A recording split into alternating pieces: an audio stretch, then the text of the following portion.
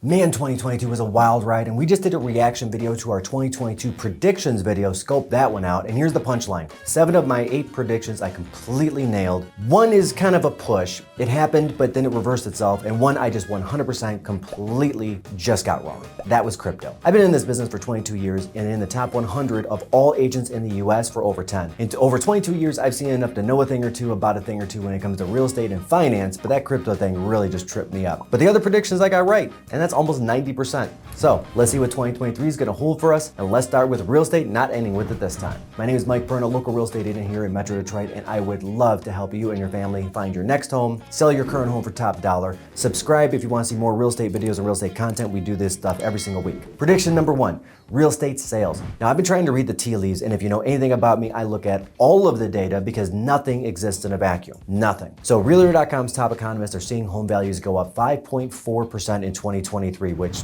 I just think is a little ridiculous. The National Association of Realtors is also ridiculous, seeing home prices going up 1.8% in 2023, Zillow 1.2%, and the Mortgage Brokers Association is seeing home prices go up 0.7% in 2023. Now, here come the heavy hitter economists. Goldman Sachs is seeing a 7.5% decline in home values in 2023, and KPMG, the research firm, is seeing a whopping 20% decline in home values. That's a 25.4% spread between the most optimistic outlook and the most pessimistic outlook. My prediction is home values are going to fall 10 to 15% here locally in Metro Detroit in 2023. Some areas that like luxury are going to be hit a bit harder. Cities with homes at or below the Metro Detroit average sales price at $306,000, we're going to see a more temperate fall of maybe 8 or 10%. Nationally, there's going to be areas that fall 20%. It's just going to happen. There are going to be some that flatline. But remember this, home values spiked a whopping 45% from day one of the pandemic to today, according to the Case-Shiller Home Price Index. The rise was meteoric and unsustainable. So a home that was $300,000 at the start of the pandemic went all the way up to $435,000. But in 2023, it's going to fall to $380 or $390 roughly. If you bought a home in 21, you're right where you started, maybe gained a little bit. If you bought a home in 2020 or before, you definitely gained. If you bought a home in 2022,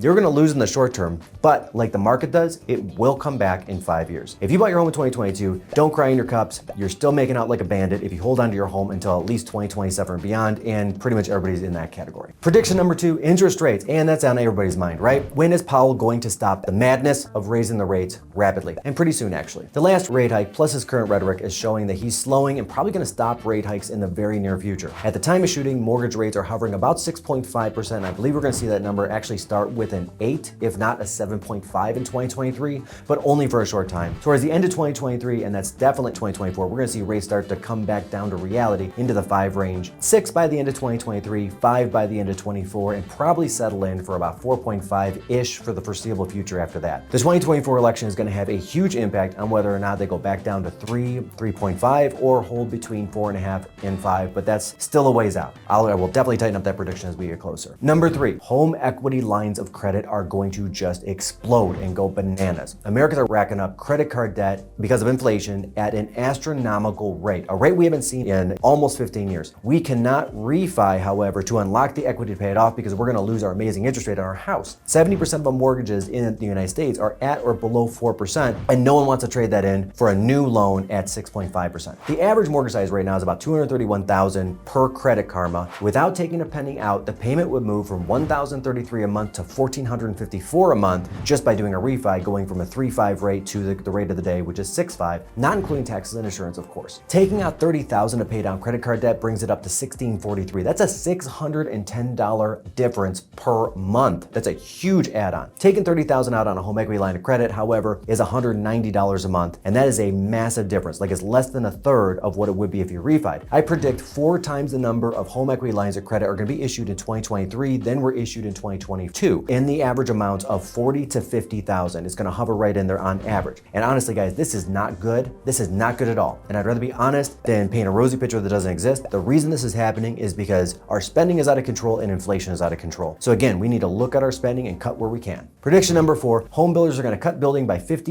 in 2023 versus 2022, and the builders are going to offer incentives, one of a combination of the following: interest rate buy down incentives with either 3-2-1 loans or 2-1 loans, and we're going to cover those in our next video. There is one major pro, but there are 3 ginormous cons to that loan. Subscribe now to hit that red button to see when it drops just here in the next couple of days. Also, if you're getting value from this video, please hit the like button so that others will see it. Thank you so much. I appreciate it. Price reductions for the homes that are sitting on the market or are 80% or more completed. Upgrade incentives in the amount of 5 to 10% of the sales price, aka they're going to be giving buyers dollars towards like nicer wood floors, better counters, upgrades, like that kind of thing. If it's a $600K home, expect a $30 to $60K incentive package. Number 3, reducing lot premiums. Now, typically the better lots in a neighborhood sell at base plus premium, like wooded lots, daylight basements, or walkout lots. Now's the time to push to get tens of thousands of dollars off on those lots. Prediction number 5, moving into the broader financial market like the stock market, specifically the S&P 500 has bounced around and recovered slightly from its 24.2% meteoric fall at its worst and is now at a negative 17.5. That's not good. Why am I trying to make this sound good? It sucks. Last drive-by is getting out of a lot of individual stocks whose returns were not sustainable. We're kind of the stocks of COVID type of a thing like Zoom or Peloton, and we're poised for a fall and move into a Russell 3000 position. Though the 3000 didn't go up, it did only go down 13%, beating the market pretty heavily. My prediction is the market's going to recover about half of its losses, let's call it 8% in 2023, and will be poised for actual positive growth in 2024. The inflation, rapid decline in tech stock value, and interest rates, of course, skyrocketing has caused the market to crash, but it's going to get better as inflation comes down and those interest rates start coming down by the end of the year. Fun fact, in 2020, the S&P 500 ended up 26.9%. In 2021, it was positive 16.3%, and here in 2022, negative 17.5%. I look back at some of my old content, and I noticed back in 2019, towards the end of the year, I had advised people to dump as much as they can afford to in the S&P 500 because I felt like the market was going to rise. Now, if you had done that based on the 2 up years and the 1 down year, you would have actually averaged 8.5% return on your investment each year, even with this year being down, or 25% over 3 years. So if you put 10,000 in, you'd have 12,500. You wouldn't have the 15,000 that you did at the beginning of the year, but you'd still be up. As Morgan Housel said in his book, The Psychology of Money, the stock market is not a short game, it's a long game. Put money in incrementally and consistently over time and don't look at it. Leave it alone.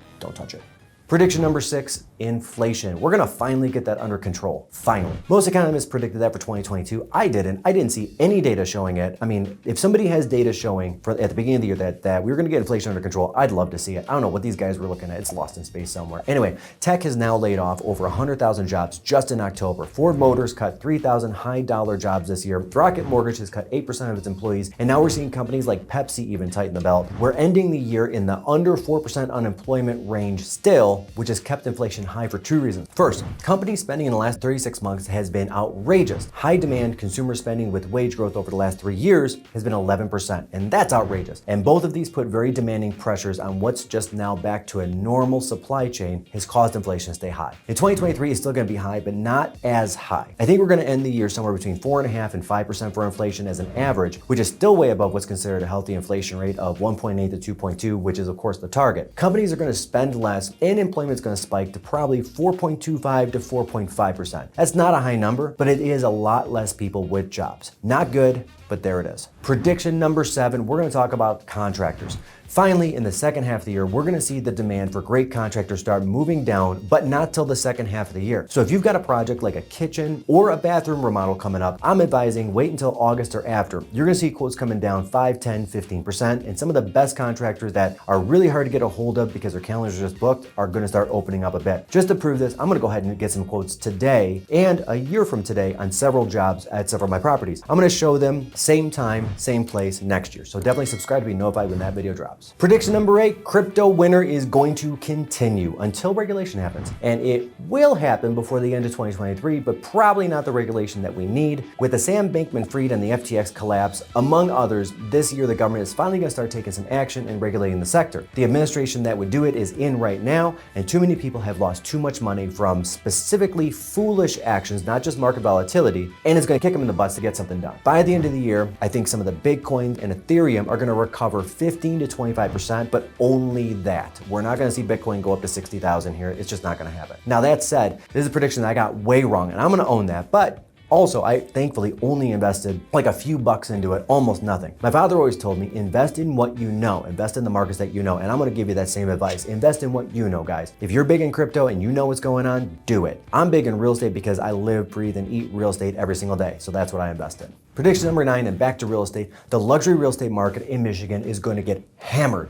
Based on the mortgage loan interest rates have caused a $1.5 million house payment to go from $4,800 per month to $7,500 per month for the same house in just 6 months. That's over $30,000 per year, plus maintenance costs and energy costs have of course all gone up. There's an argument made that the people that have the kind of money to buy this kind of house don't care, but I think that group is more on edge than most. Surveys have shown that this income sector is more worried about layoffs than any other income group. This sector also includes a disproportionately large amount of business owners, and a lot of these guys are working to reduce expenses because business costs have skyrocketed with inflation, and the pending recession fears are causing those buyers to largely wait out the market or jump out of the market if they did start looking. We did see a jump in Metro Detroit of about 15% in the number of luxury properties sold in 2022 versus 2021, but I'm predicting a 30% decline in the number of homes sold in the plus million sector, and this sector is going to hit the hardest as well with price decreases in 2023. Prediction number 10, rents. Gotta talk about rents. These are going to largely go unchanged in 2023. They spiked a little bit more than 30% over the last 2 years, but they've plateaued here in Q3 and Q4 of 2022 and actually started tipping down a bit in some areas, 3 to 5%. But that doesn't mean everyone's safe. People who leased a year ago are still going to see that lower rent of January or February match the higher rent of the September plateau. So up like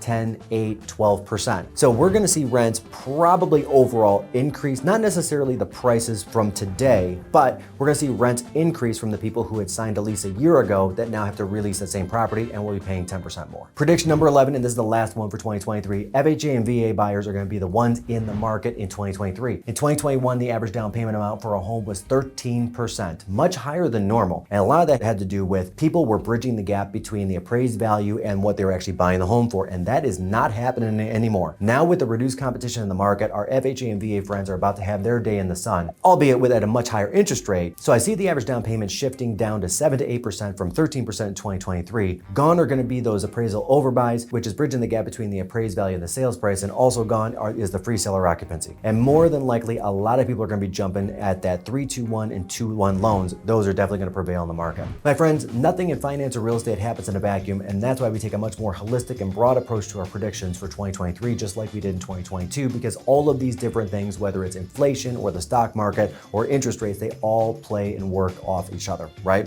My name is Mike Perno, local real estate agent here in Metro Detroit. If I can help you in any way, if you're looking to purchase a home or you're looking to get top dollar for your home and you're looking for a stress-free transaction, give me a call. I'd be honored to receive that call and help you and your family get to your next destination. Don't forget to subscribe, and if you got value out of this video, please hit the like button so more people can see it. Thank you again. See you on the next video.